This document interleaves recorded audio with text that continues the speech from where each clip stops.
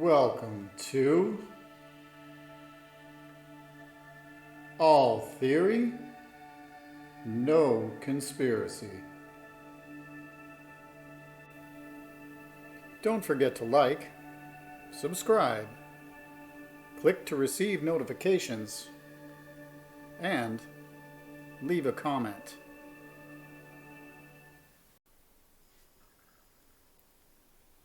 This video explores the relationship between Aleister Crowley and James Bond author Ian Fleming, as well as Crowley's connections to occult societies, Freemasonry, intelligence, MI6, and espionage.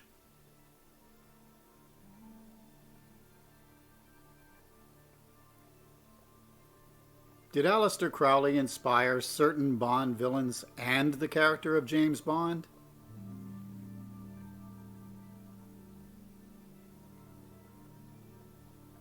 The James Bond novel Casino Royale is allegedly written as a nod to Ian Fleming's time as an intelligence officer during World War II, his interest in the occult, and of his brief working relationship with Aleister Crowley. It is said that Crowley, in his later years, was the direct inspiration for Casino Royale's villain, Le Chiffre. Crowley was also an inspiration to other authors besides Fleming.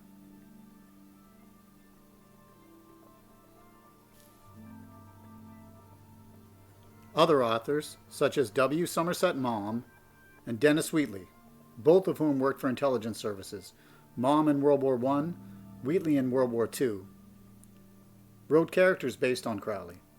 In Maugham's The Magician, the character of Oliver Haddo is based on Crowley. In Wheatley's The Devil Rides Out, the character of Maugham is also based on Crowley.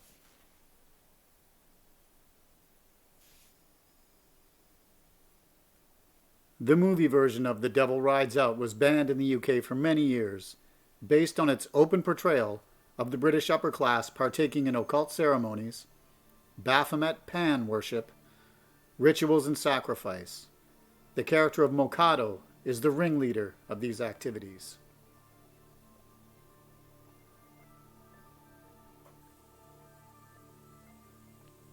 Fleming's prominent interaction with Crowley occurred in May 1941, when Rudolph Hess flew from Germany to Scotland to negotiate terms for England's possible surrender in World War II.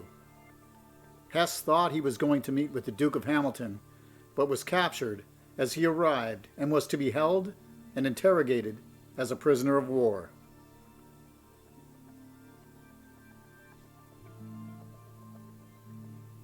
For the interrogation of Hess, the then Lieutenant Commander Fleming and Spy Master Maxwell Knight came up with a plan that had Aleister Crowley being brought in as the interrogator, as they thought Hess' deep interest in the occult would make Crowley an excellent choice.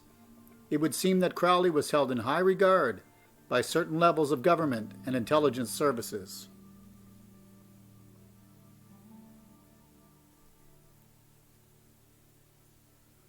Author Richard Spence wrote a book about Crowley's intelligence and spy network connections called Secret Agent 666, Aleister Crowley, British Intelligence and the Occult. Spence recalled an interview with a man known as the Ace of Spies, Sidney Riley. Spence discovered that Crowley and Riley were both in New York at the same time during World War I.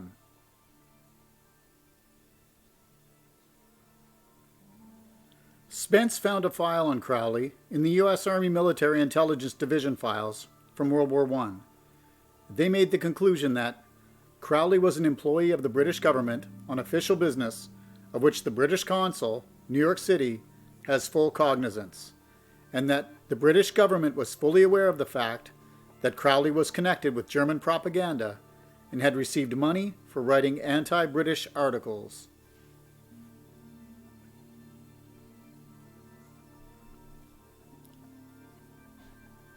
Spence also uncovered links to Crowley being involved in espionage, as well as the links to Fleming, Wheatley, Knight, and Everard Fielding, all of whom were involved in intelligence operations, with Knight being head of MI6 at one time. The MI5 and MI6 can neither confirm or deny Crowley's involvement, and it appears their references to Crowley have long been lost and forgotten.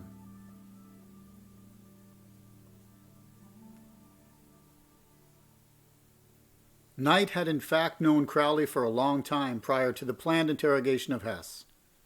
He met Crowley through Dennis Wheatley while working for a private spy network that had ties to a fascist movement in England. At the time, Knight considered Crowley an enemy of Great Britain and was keeping tabs on him.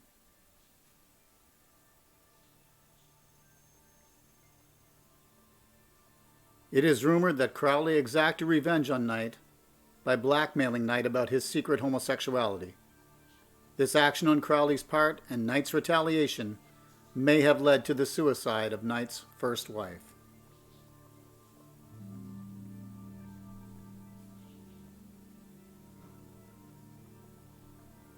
Spence also uncovered that Crowley was connected to the sinking of the Lusitania on May 7, 1915. The Lusitania was a British cruise ship filled with 1,198 people. The German military had received intel that the ship was in fact carrying munitions to be used against Germany in the war, and a German U-boat torpedoed the ship.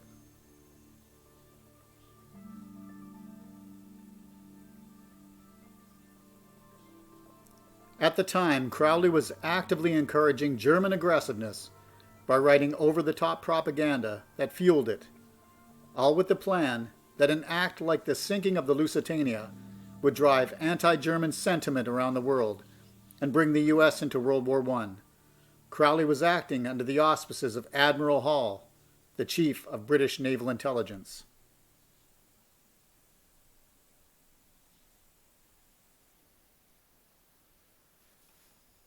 Crowley was also inspirational in another way. In New York, he carried out very detailed studies on the effects of mescaline. He would invite various friends over for dinner, fix them curry, and dose the food with it. Then he observed and took notes on their behavior. Mescaline was later used by intelligence agencies for experiments in behavior modification and mind control. This also foreshadows the CIA's infamous and very similar experiments with LSD.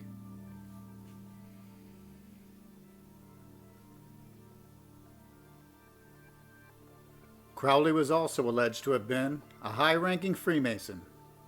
There is a very famous photo of Crowley dressed in Masonic uniform, which he signed as Baphomet. It is linked in the description below this video. The Freemasonic Lodge in England either says he was never affiliated, or that the lodge in which he received his 33rd degree was not recognized by the UGLE.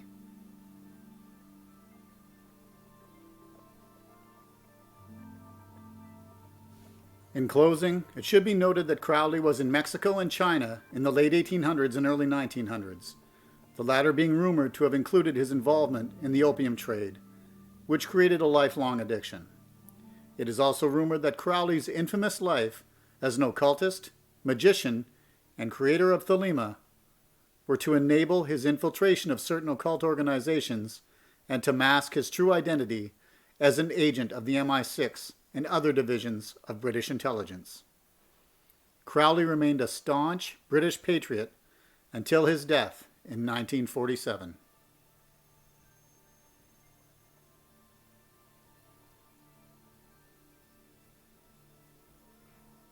Links to 4 articles detailing Crowley's exploits with the British intelligence community, a YouTube video which goes into detail about it, and a photo of Crowley dressed in Masonic regalia can be found in the description below this video.